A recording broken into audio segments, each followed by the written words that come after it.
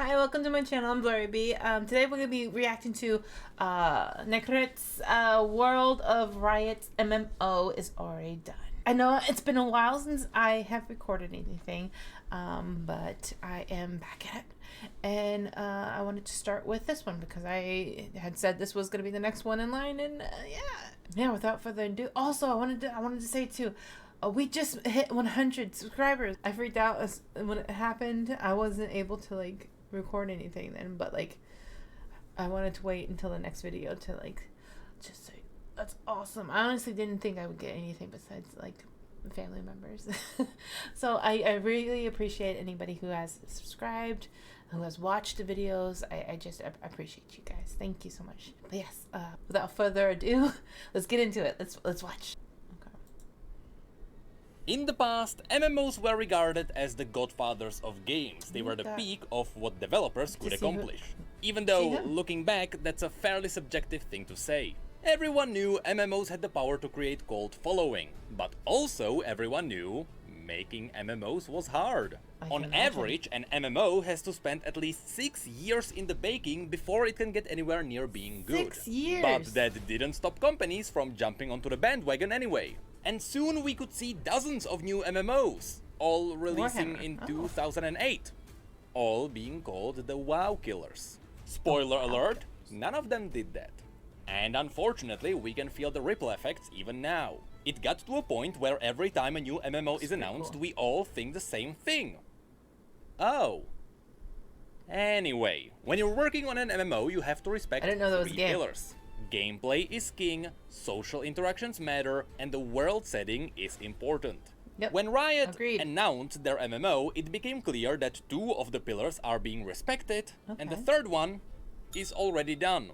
When it comes to the gameplay, it is currently in the hands of Ghostcrawler, someone who's been working on WoW during its best times, and someone who got a reputation for hating boomkins and loving mages. When it comes to the social interactions, it is a dance between the developers and the players. A dev can guide players towards social interactions. I mean, the change in the graphics too, you can see it. It's pretty good. I remember back in the day playing those type of games. I've never played World of Warcraft, but it's always sounded really fun and exciting, and I've talked to some of my friends who have played it. So I don't know if I should try. Maybe I'll be okay with it. Maybe I would suck at it like League of Legends. I don't know. Or they can annihilate them. And after that, the players usually find their own fun inside the MMO. From that point on, the devs should do everything in their power to support the players having fun in their own way. Is this part of the... And finally, when it comes to the world of an MMO, in Riot's case, it's done. And it's been finished for quite a few years now. In fact, the world of Riot's MMO is in such a good state. Oh my god, this footage is my recreation of the official map using 3D models of the cities from League of Legends. From Legends of Runeterra. I mean, he created this? That's pretty freaking awesome. It's pretty awesome. He's talented. They already have the continents, the zones, the cultures, and the races. And to a lesser degree, every zone... Also, I kind of want to see it, I'm assuming he has shoes on. It just cuts off on the ankle. It's just... Ankle. I can't say it. But yeah, it just cuts him off at the ankle. Already has its own storyline. Now, of course, unless you follow the lore of League of Legends, you wouldn't know about this. And that's why I decided to make this video. I want to show you all the zones we are going to see in the MMO and what sorts of quests we are going to do there. That looks cool. For the purpose of this video, I will assume you have no idea what League of Legends is about. You have no idea what the universe is about, but you like MMOs, your hairline is receding, and you have a crippling fear of Nintendo 64 controllers. To which I might add, why do you think I'm wearing hats? But now, without further ado, let's have a look at all the zones in Riot's MMO. This is Runeterra, the world of League of Legends. Right now, the world is separated into 10 main regions. But these 10 regions don't cover all the land on the map, so there are some mini-zones in between them. And the lore already revealed that there is gonna be another continent further to the east. That definitely sounds like a future expansion to me. In fact, it would be foolish to release all of these So, what? like more land besides what we see here? Because I did say before, it looks like there should be more, like another continent or something like that, like over there, off to next to Ionia. Yes, in the Shadow Isles. Regions at launch. You can easily turn half of these into separate expansions. And because a lot of people already know and love these regions, the hype behind these expansions would be big. With that said, I know a lot of you would like to play as Shrimans or Ionians. And now you may be cursing me for suggesting that these would be expansions. But the lore can justify giving you these nations as playable races without having their regions. I'll show you how Riot can pull this off in a bit. First, let's talk about the regions Riot's MMO has to start with. The Northern Continent. This entire continent is called Seems Valorant. like a good place to start. Not Valorant, Valorant. And this is where the absolute core of this world is. Valorant? The two main regions here are Demacia and Noxus. They are the two big rivals equivalent to the Horde and the Alliance. While I would like to say that Demacia is your classic normie human region, it's not really true. Runeterra doesn't really have a normal place. There is something cool happening in every region. And Demacia... Hey, if everyone's different, then everyone's... No, wait. If everyone's different, then no one's normal? What's the saying? No. I think the saying is if everyone's different, then everyone's normal. Or if everyone's different, then that's normal. Yes. Has racism. Okay, maybe not racism, because Demacia doesn't mind Yordles or Minotaurs, but they really hate mages. That's because in the past, their rivals almost annihilated half of the world using magic. And so, Demacia was built inside a magic-absorbing forest. Therefore, Demacia is a really cool place where you can hide from magic. When it comes to the visuals of the zone, you can see a lot of lush fields, it is surrounded by mountains, but the iconic part of Demacia are the buildings. They are made of petricite, which is a combination of stone and the magic-absorbing wood. Because these ancient magic-absorbing trees were grey, all the buildings have a marble-like appearance. And yes, given what material they are using, all the buildings in Demacia also absorb magic. So should a mage visit this region, let's just say it's gonna be a painful experience. On top of this, let's not forget that Demacians can weaponize petricite. They can turn it into petricite steel, which gives you your classic anti-magic weapons, and you can sculpt petricite constructs which wake up after absorbing magic. Simply said, these guys just really don't like magic. The irony is, they've been absorbing it for years now. And this is where the story would kick in. You see, the Demacians are so afraid of magic, they founded the Mage Seeker Order. This is an order of people who hunt mages, they throw them in the prison, and they torture them until their body gives up on magic. That's what I keep saying. What the hell? Being a mage is a crime in Demacia. The thing is, people still get naturally born with magical abilities. You can't stop it from happening. So not only are there mages hiding in the royal court, right now there is a mage civil war happening in Demacia, where mages and people who don't hate mages rise up to fight for moral rights. So should we do some quests in this zone? This is gonna be the core story. Mages trying to overthrow racist leadership following old laws. So the main enemy NPCs might be mages and witches. But I know what you're thinking now, and don't worry. There will be plenty of boars to kill here too. Or at least there are loads of wolves here, as well as stags. And we can't forget the iconic Demacian raptors. But further to the south, we might find some crag He's throwing a lot at me right now. Woolly elephants, and yes, of course, in the Argent Mountains there are also dragons. Loads and loads of dragons. But that's about it for Demacia. Fun fact, the capital city of Demacia is... I went through a lot of emotions just there. Cute, adorable, imminent death. Oh my god, no! It's called the Great City of Demacia. Sounds dumb, but Runeterra was not the first one to come up with this. But thankfully the other regions are a bit more creative with their names. So now, let's move away from the normie region and let's have a look at the badass region, Noxus. If you're planning on playing a warrior with oversized weapons and overcompensating lush hair, this is the region for you.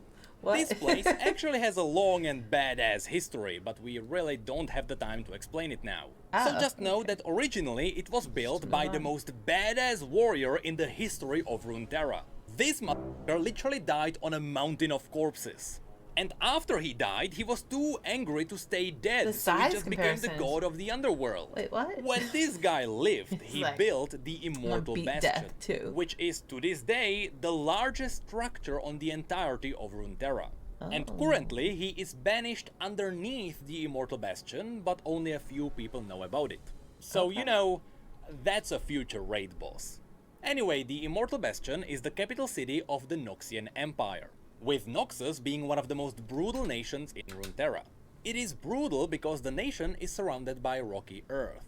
It is hard to grow plants here. Yeah, I So can Noxians imagine. are forced into conquering surrounding land for resources to survive. That's why when you go to the Still map, you can dirt notice that somewhere. the Noxian territory is all over the place. It's because these are all the places Noxus has already conquered. Although, when I say it like that, you may imagine Noxus brutally raiding everything. But that's not true. They like to absorb the surrounding nations into their empire. After all, it's that just sounds peaceful. more human resources. Most Yeah. of the time, they only remove the royalty and they let the leaderless people join their empire. And that's because Noxus values strength above all. And rulers tend to not be good fighters. This is what you can see in the After Victory cinematic. They I've killed the seen it. king because he was weak and let everyone else join them. He's also a Fun fact, conquering really nations bad is person. so iconic for Noxus, they Not- have their not own cool. saying. Kill them until they are family.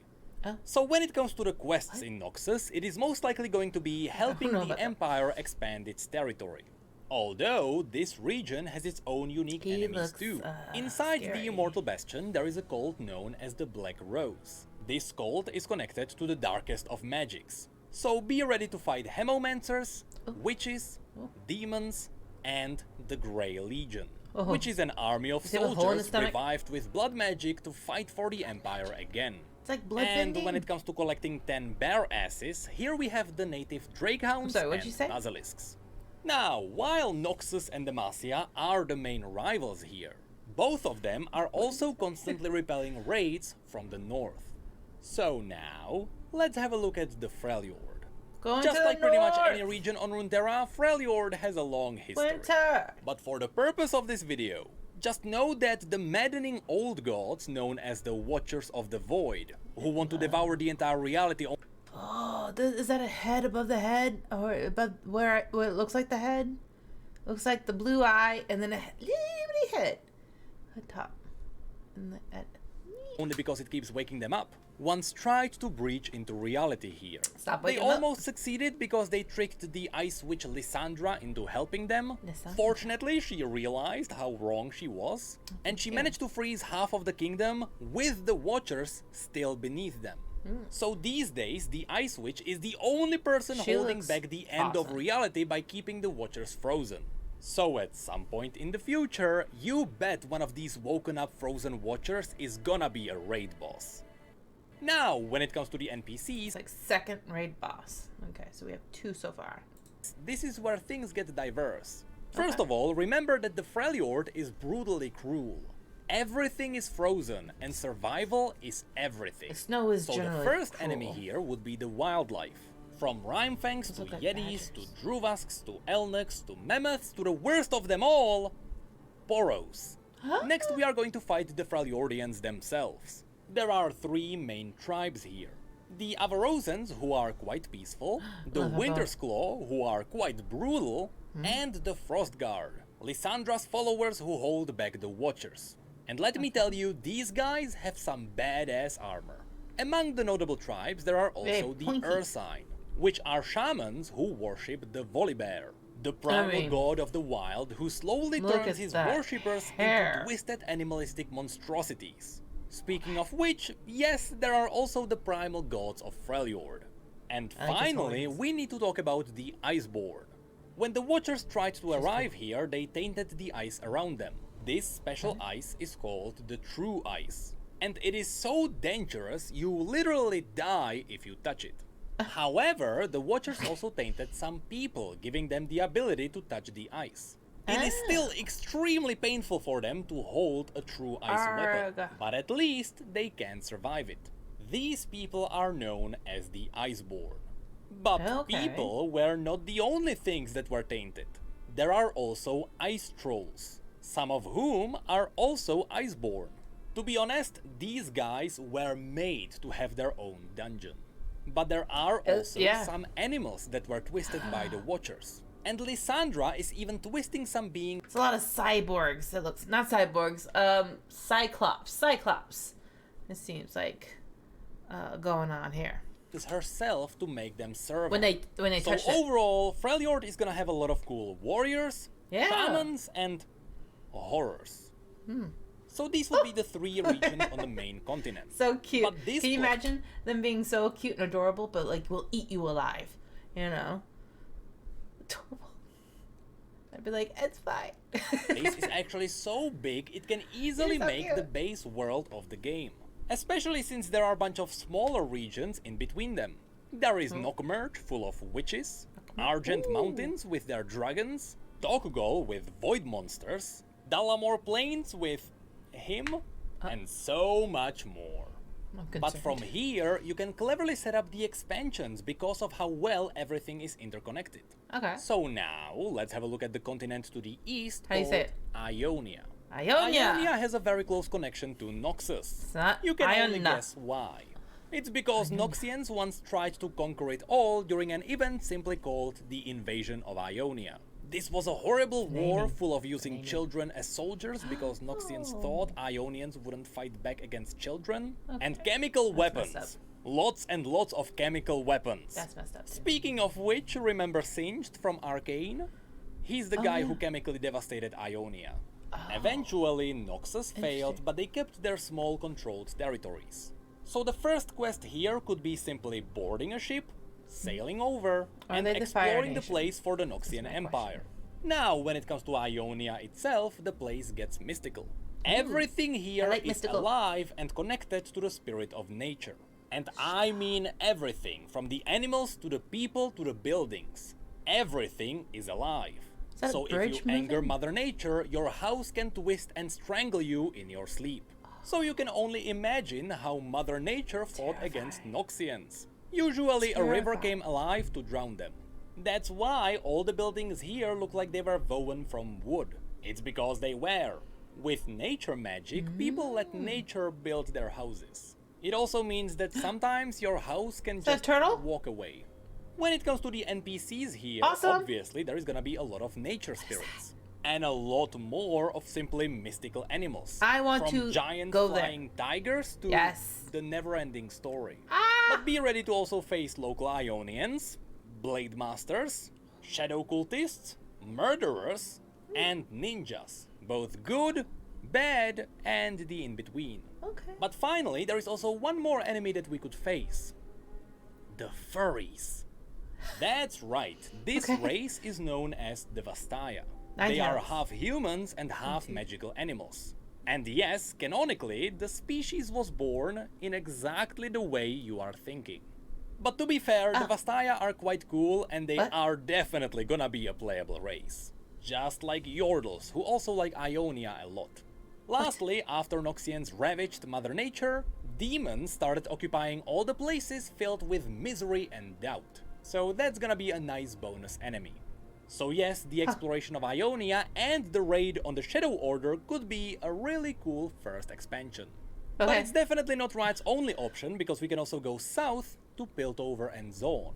These are the ones people will know about, simply because this is where Arcane took place. Piltover and Zone are 2 massive cities located one above the other. And they are so massive they could easily be turned into their own playable zones. They are both focusing on futuristic technology powered up by magic of the Hextech gemstones. Using this magic, they can power up anything from guns to augmented limbs to vehicles. Visually, it is simply futuristic like Victorian era. But, you know, And unfortunately, there wouldn't be much of enemy variety. We would likely fight the rich houses of Piltover and their deadly assassins, with the occasional thief on the streets, corrupt wardens, and the occasional rogue steam golem. But Okay. things get a bit more interesting in the undercity known as Zone. Zone is the dirty underbelly covered in thick toxic smoke. Because the buildings majority look of people cool, are though. poor here, they developed a cheaper Besides alternative to the Hextech smoke. called Chemtech. This artificial green stuff can power up cheaper limb replacements, drinking it. as well as highly unstable weaponry. Zone is also controlled by the Chem Barons, which are obviously gonna be the main enemy here. But on the side, we may also meet some chemical mutants, pink. unstable constructs, as well as some mass murderers Why and their people hands? who hunt down mass murderers. And funnily enough, at the very bottom of Zone itself, there are the hidden ruins of an ancient city full of traps. That What? is obviously gonna be a cool dungeon. Yeah. So yes, there is not much more that I can add here. Piltover and Zone were simply That'd be explored in something arcade. just in itself, So if you like the series, you are gonna like That's this place. concerning. From here, we can travel further south to Shurima. Shurima used to be a Shurima. massive empire that ruled the world. But after the emperor got betrayed by his Yeah. best friend, the entire empire collapsed. This region is a massive desert with the occasional city near a river. In the center of the region, there is the Sun Disk, a colossal piece of star matter How that is has it the floating? power to reflect celestial magic. Okay. The Shurimans use this celestial magic to turn their best soldiers into the Ascended, also known as the Golden God Warriors. Okay. However, these God Warriors wouldn't make a great enemy here. That's because after the Emperor had died, the Ascended started fighting for leadership. And slowly, after learning how to Okay. use blood magic to gain the edge, they morphed their own bodies and became the Darkin. Twisted, blood-frenzied monsters that would No. certainly make really cool raid bosses. I mean, they look cool. Besides this ancient evil, Shurima is also full of its own animals, raiders, doom Lion. scavengers, and on top of all of that, void creatures. That's because to the south, there creepy. used to be a kingdom known Ooh, looks as like a bat. Icathia that wanted to destroy the Shuriman Empire. So, they asked the Watchers for help. Oh, You that's can not good. imagine how that went. Yeah, The I don't think Watchers that went sent well. through some void beasts that consumed Icathia and polluted Shurima I mean, to this it does day. look cool, To though. fight back the void, Shurima does have a lot of hidden tombs around with hidden God Warrior weapons. Not to Tomb mention Raider. that Shurima also has a circle of time mages who are trying to freeze the void in time. They look Now, cool. as I mentioned near the beginning of the video, even if Shurima becomes an expansion, they It's a can still feather. easily make Shurimans a playable race because they are already connected to Noxus. As you can see, of course, Noxians already conquered part of Shurima, so some Shurimans are fighting for Noxus. Okay. Also, as a cool fact, for those of you who liked Arcane, Hex Crystals are harvested in Shurima.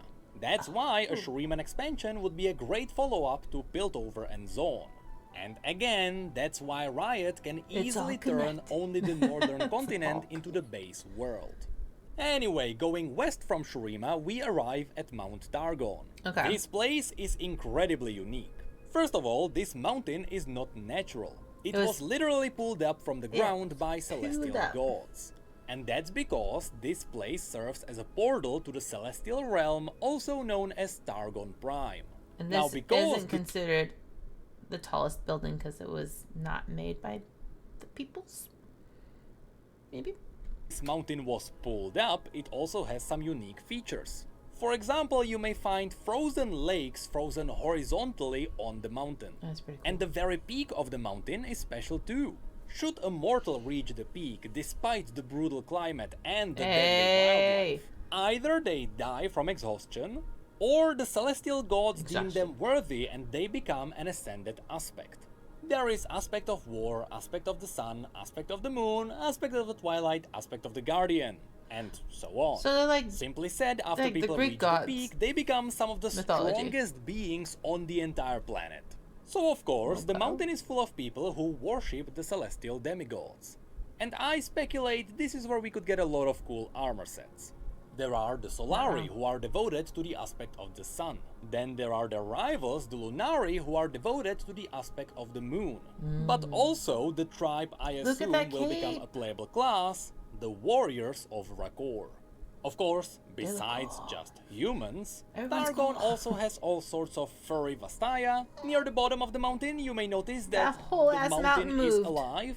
But also Yes. there are stellarcorns, a variety of mind-bending creatures, and loads of dragons. Oh. Speaking of which, remember that this place is linked to the celestial realm. So this is where we may also meet go the there. star-forging celestial dragon Aurelian Soul, as well as all sorts of other celestial beings. Look at that. A lot of these would make for interesting bosses. In fact, the ascension of Mount Targon would be a really cool raid. Next, on the other side of Shurima, there is Ishtal. This is a special place where people are mastering the elemental magic. They are using it for everything. Fishing, smithing, walking. And this place is definitely gonna be saved for What? an expansion. Walking Basically, faster? remember when Icathian asked Or the- can I can like use wind to like just like a hoverboard or like I don't remember, but basically like glide. I can use it to glide. That'd be awesome. So I don't have to walk. That'd be awesome. Watchers for help, and then that happened? Ishtal was their neighbor, and after they saw the Void devour an entire kingdom, they believed the Void would soon devour the entire world. So, using their logical elemental magic, Ishtal built conclusion. massive walls of plants around their entire region, isolating themselves from the rest of the world. For 3,500 years, Ishtal stayed isolated, believing that the world outside of their walls was devoured by the Void. But You gotta now, check, you gotta very check. recently, some mages found out that the world outside is completely fine. So now, the Ishtali mages are slowly revealing themselves. To be honest, Ishtal is I the would most slowly do it too. underdeveloped region in Runeterra.